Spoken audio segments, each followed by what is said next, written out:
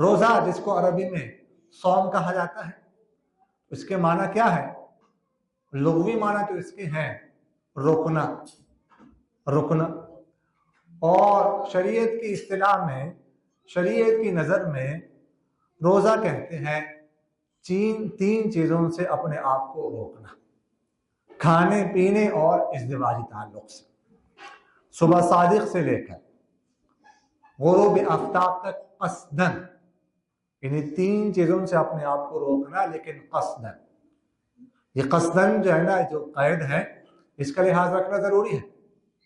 और ठीक सुबह सादिक से लेकर गुरूब आफ्ताब तक, अगर कोई सुबह सादिक से लेकर गुरूब आफ्ताब से 5-10 मिनट पहले कुछ खा लेता है तो रोजा नहीं हुआ।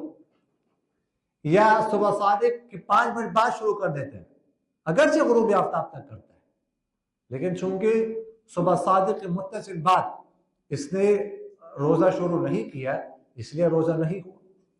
इसी तरह अगर कोई सुबह सादिक से लेकर गुरूब आफ्ताब तक इन तीन चीजों से अपने आप को बचाता है, कुछ भी खाता पीता नहीं है, लेकिन नियत नहीं है रोजे की, भूखा रहा, प्यासा रहा, सुबह सादिक से लेकर गुरूब आफ्ताब तक कुछ खाया पिया, इस दिवाई ताल्लुक कायम नहीं किया, लेकिन नियत नहीं है, बस वैसे दिल नहीं किया कुछ खाने को कुछ पीने को, तो रोजा नहीं हुआ।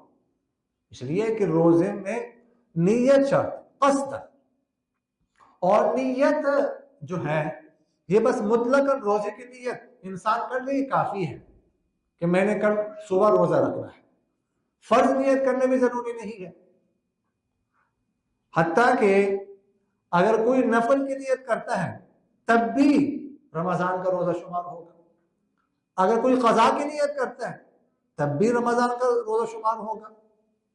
अगर कोई वाजिब की नियत करता है तब भी रमजान का रोजा शुमार किया जाएगा शरअन।